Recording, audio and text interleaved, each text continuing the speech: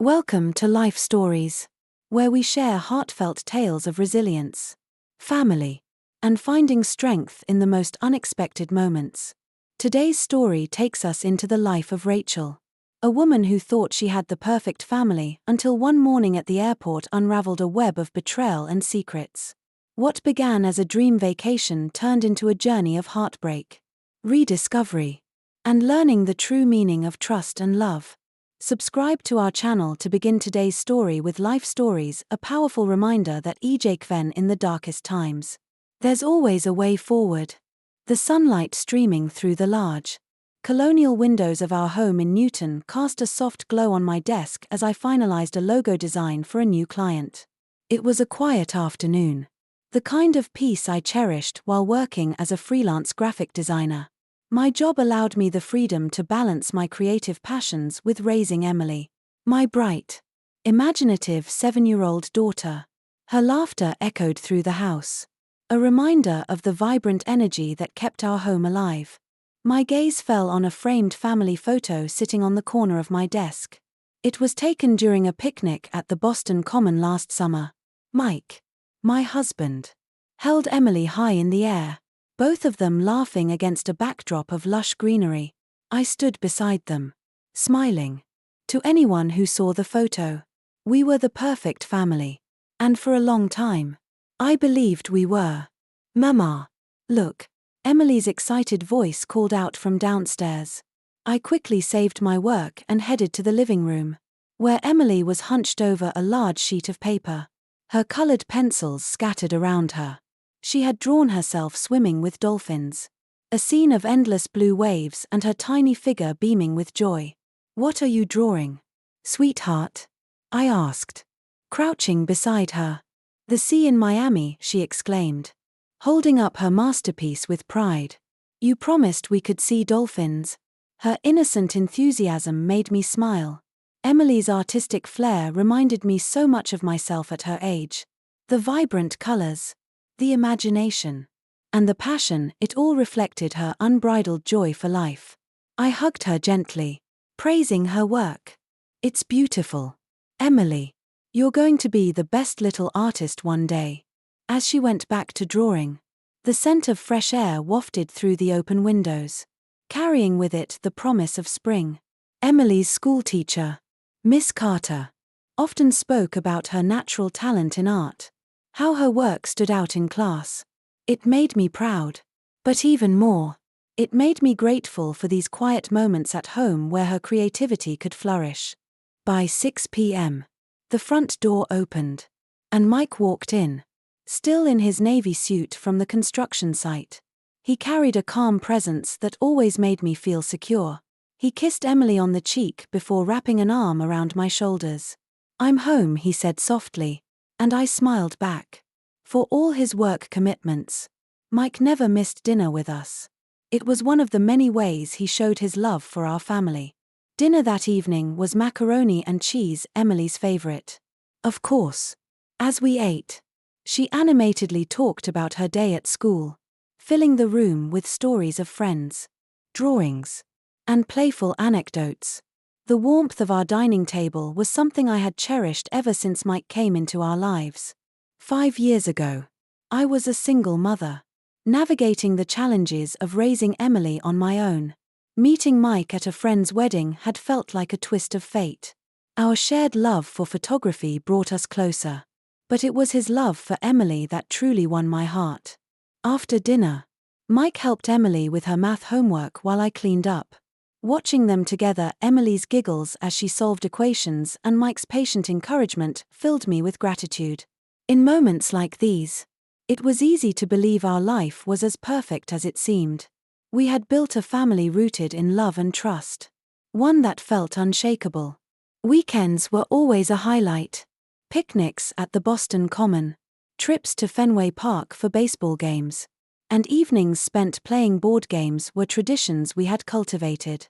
Mike, a devoted Red Sox fan, often used these outings to bond with Emily, teaching her the rules of the game and sharing his passion for sports. Even our monthly family dinners at Margaret's house, Mike's mother, had become occasions I looked forward to. despite my initial nervousness about fitting into their close-knit family dynamic. Margaret, a retired high school teacher, had a strong personality and high expectations, especially when it came to Emily's education.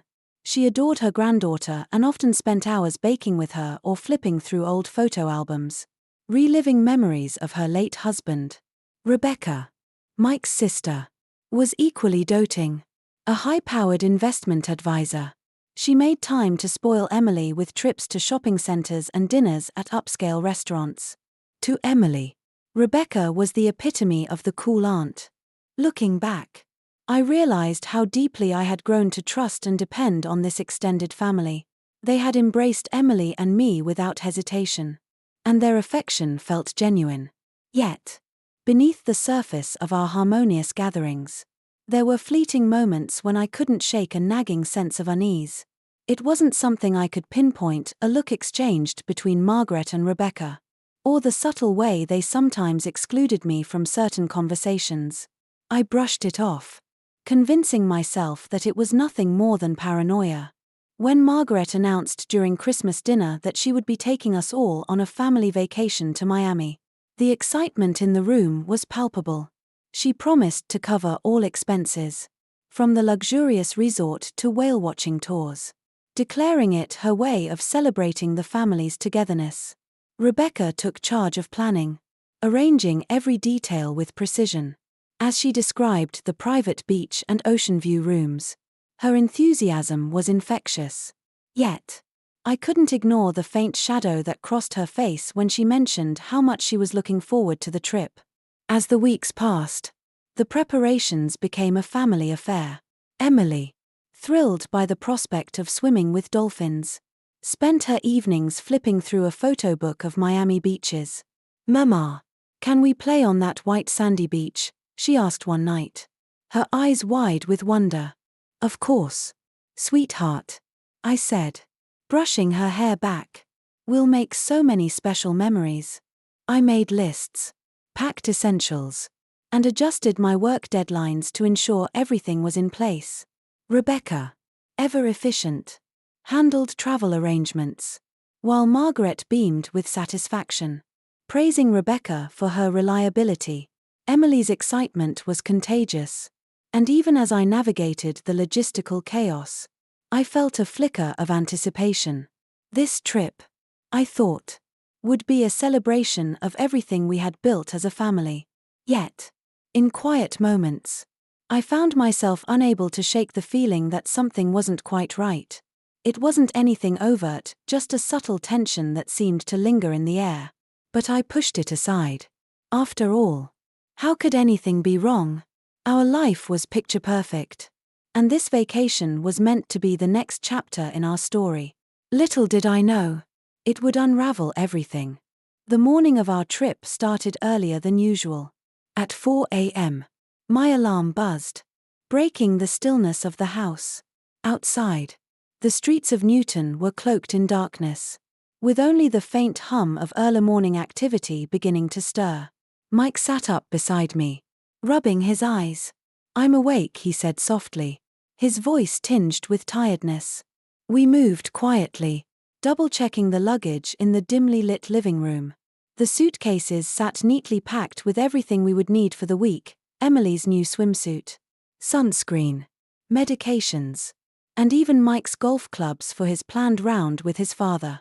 Everything was accounted for, and as I ticked items off my mental checklist, a flicker of excitement surfaced. This was it, the start of our much-anticipated family vacation. "I'll wake Emily," I whispered. Mike nodded, still going over the travel documents. Upstairs, Emily was fast asleep, clutching her favorite stuffed animal. Her new pink backpack, which she had proudly chosen herself, was resting by her bed. "Emily," I said gently, brushing her hair back, "it's time to wake up. We're going to Miami."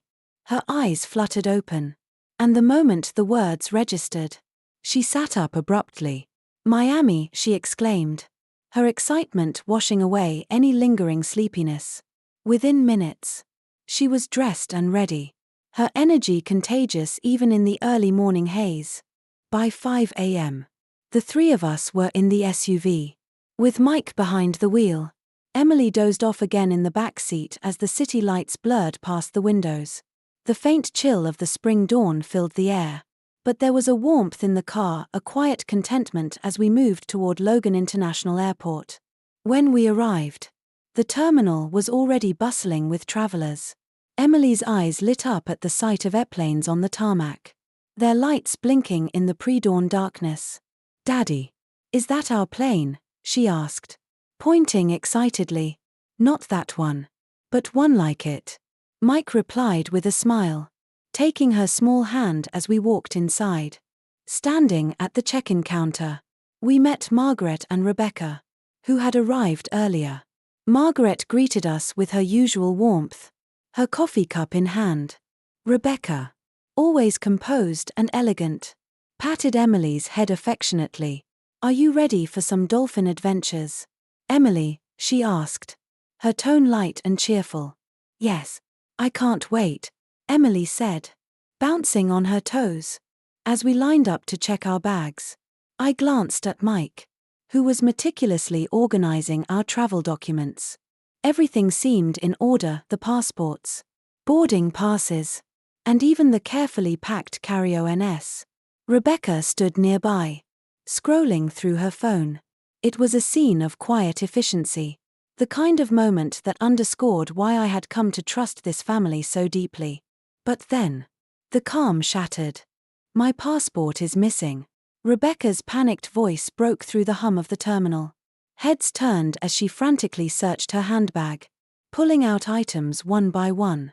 "This is strange, I know I put it in here," she muttered, her movements growing more frantic by the second. Margaret immediately stepped in, placing a hand on Rebecca's shoulder. "Calm down, dear. Let's check again carefully."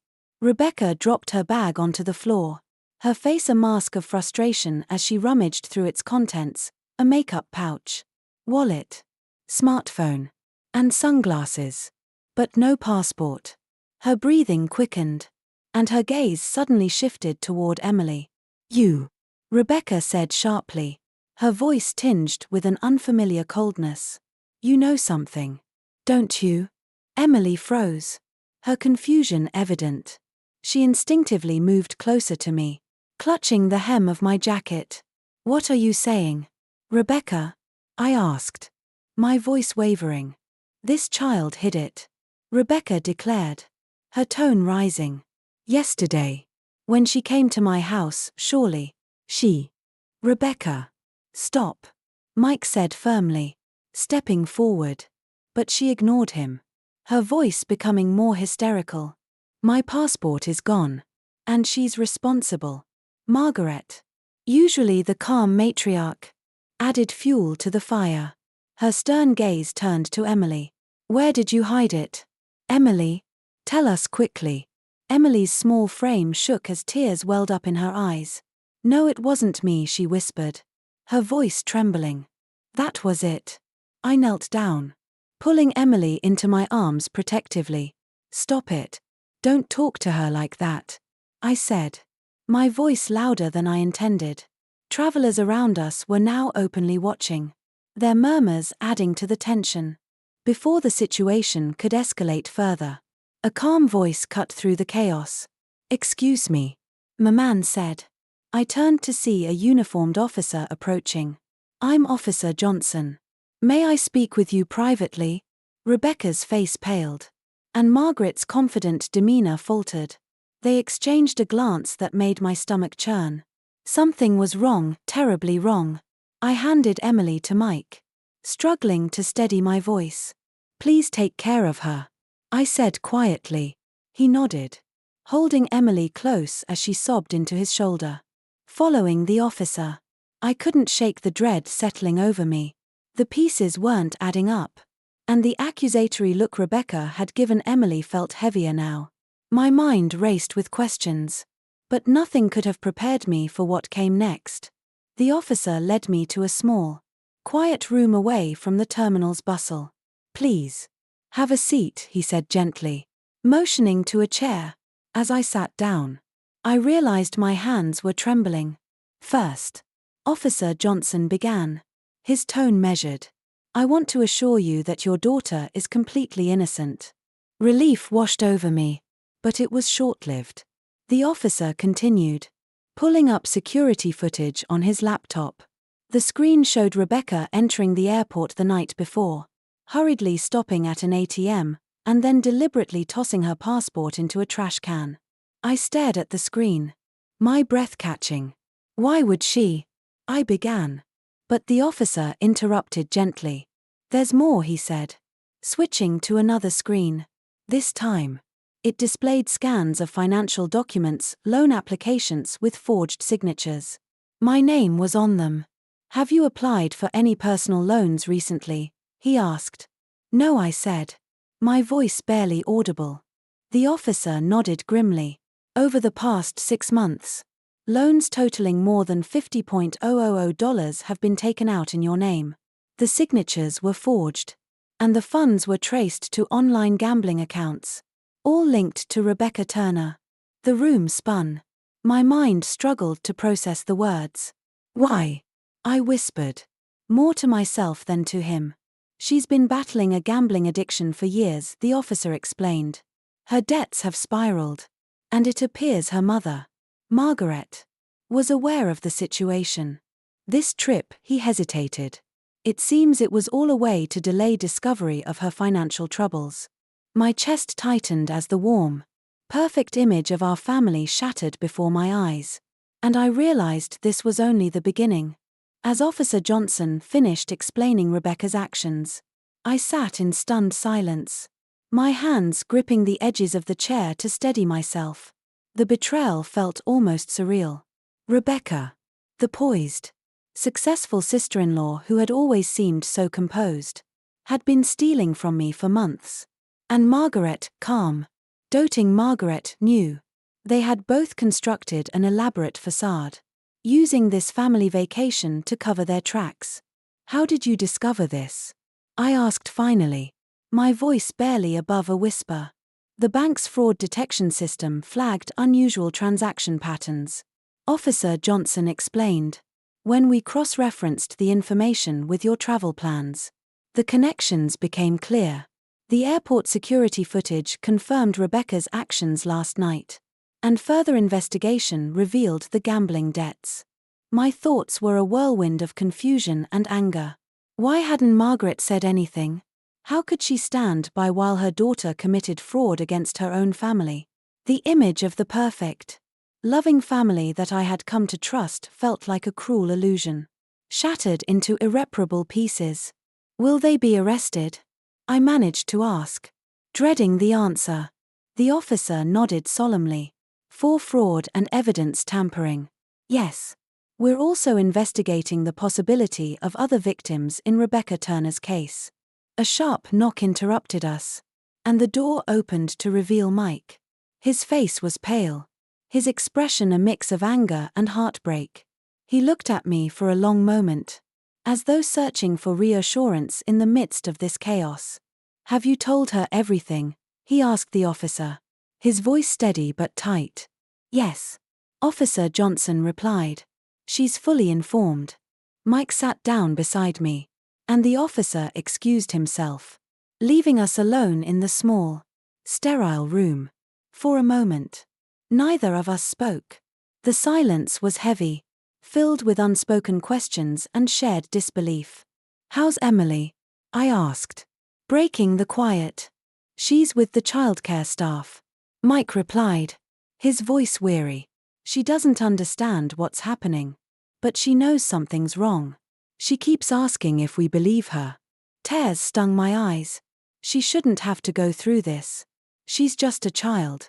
Mike reached for my hand, his grip firm yet comforting. None of this is her fault, and she needs to know we're on her side, no matter what. I nodded, drawing strength from his steadiness. But when I looked into his eyes, I saw the pain beneath the surface.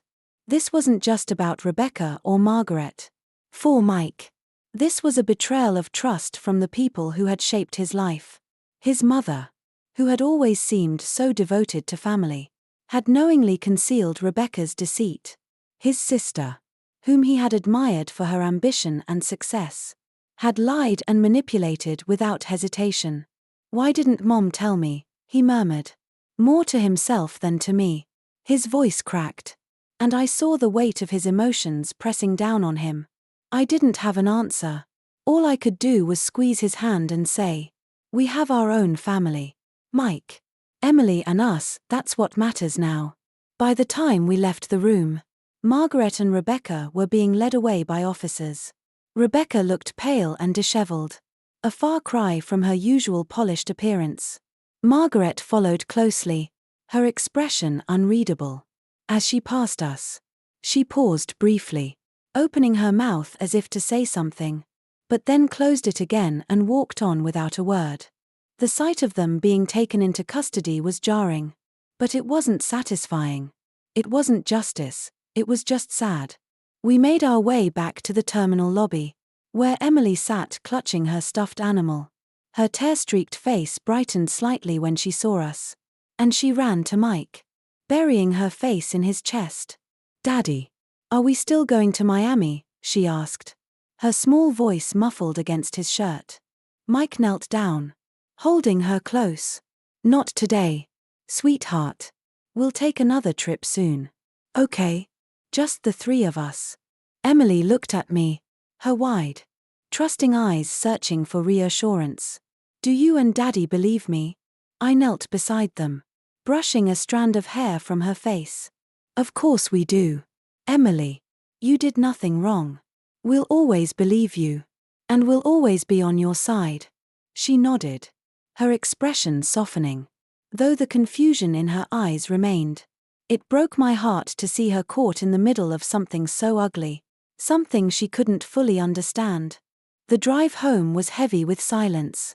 Emily fell asleep in the back seat, clutching her stuffed animal tightly.